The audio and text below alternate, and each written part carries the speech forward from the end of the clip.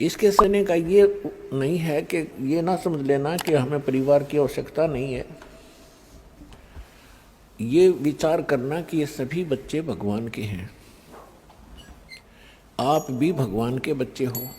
आपके संयोग संस्कार से कोई किसी भी भूमिका में है, कोई भी अभिनय कर रहा है, कोई बेटे का, कोई बेटी का, कोई पति और पत्नी का, सास और ससुर का, माता और पिता, चाचा ताऊ, भतीजों का, तो ये तो आपका यहाँ का बनाया हुआ नाते रिश्ते और संस्कार हैं।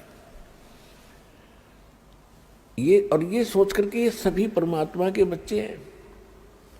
तो इस प्रकार भगवान के बच्चों के साथ आपने कैसे व्यवहार करना चाहिए। एक मालिक का कोई बच्चा है तो नौकर उसके साथ कैसा व्यवहार करता है, अपना नहीं है, लेकिन अपने से ज़्यादा उसका टेक केयर करनी पड़ती है, देखभाल करनी पड़ती है। तो ये तो इस संकेत, समझदार को संकेत बहुत है इस संसार में, अपने परिवार में उसके साथ रहने के लिए।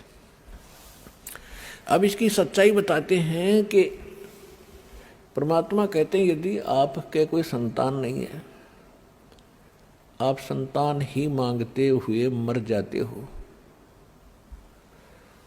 और संतान मिलती नहीं क्योंकि आपके भाग्य में नहीं, आपके संस्कार में नहीं। आप ये सोचते रहते हो कि जिनके संतान है, पुत्र हैं, पुत्री हैं, ये बहुत सुखी हैं, और हमारे भी अगर संतान हो जाती तो हमारा भी वंश चल जाता, कुल उदय हो जाता। पुण्यात्माओं, ये हैं हमारे उन धर्म गुरुओं की हुई प्रेरणा, उनके दिए विचार, जो सूक्ष्म वेद के यानी अध्यात्म ज्ञान के विपरीत हैं।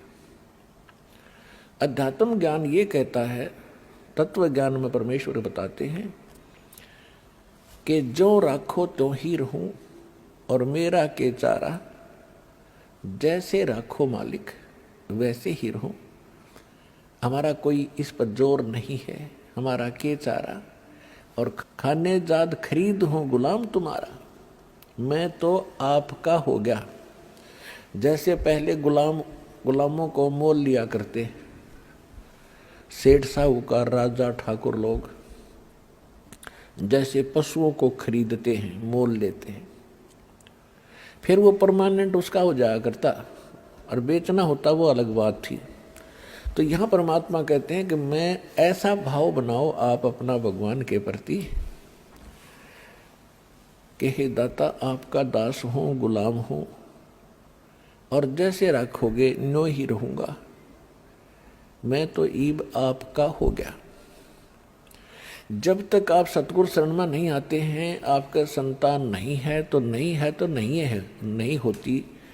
फिर हम क्या करते हैं, किसी का बच्चा लेते हैं, अडॉप्ट करते हैं, गोद लेते हैं। फिर आगे चल के क्या होता, जब बच्चा युवा होता है, उसके अपने संस्कार अपने हिसाब से वो चलता करता, कार्य करता है, तो लास्ट में ये आता है कि भगवान, अगर मेरा बच्चा होता, वो बूढ़ा बुढ़िया यूँ क्या करें, फिर बतलाते हैं, तो क्या ये ऐसा व्यवहार करता, यानी फिर उसके साथ भी खिंचाता नहीं। तो परमात्मा कहते हैं कि ये भूल है आपका, क्योंकि आपने लोकवेद और परंपरा का ही निर्वाह किया है। अब जब आप परमात्मा की शरण में आ जाओगे, फिर वो जो चाहेगा वो करेगा। यदि आपको संतान देना अनिवार्य समझेगा, कोई अपनी अच्छी आत्मा भेजेगा। और दूसरी बात ये होती है कि समाज ये कहता है कि जिसके संतान नहीं वो मनहूस व्यक्ति है, और यहाँ तक कहा करते थे कि उसकी शक्ल नहीं देखनी चाहिए सुबह सुबह, जिसके संतान ना हो, बे औलादे आदमी की सुबह सुबह दर्शन नहीं होने चाहिए। ये तो है लोकवेद दंत कथा, एक संसार के विचार, जगत के विचार। और भगत के विचार, सूक्ष्म वेद क्या कहता है,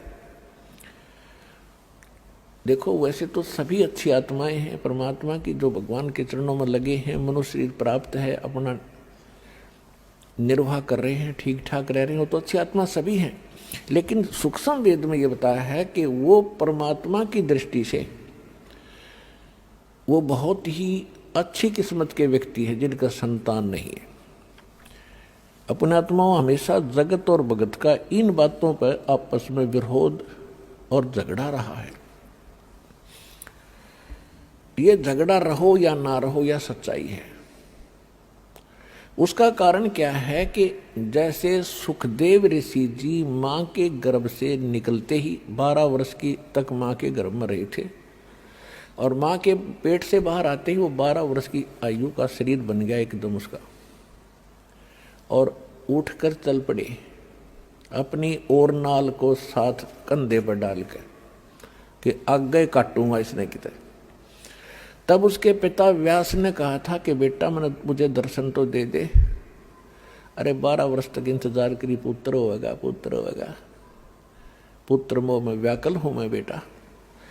तो सुखदेव ऋषि ने देखा नहीं अपने पिता की ओर, और चलते चलते कहा कि ऋषि जी अब मुझे यहाँ के इस जो संसार का ये जो चक्र है इसका मुझे पूर्ण ज्ञान हो गया, और अब मैं इसमें फंसू नहीं।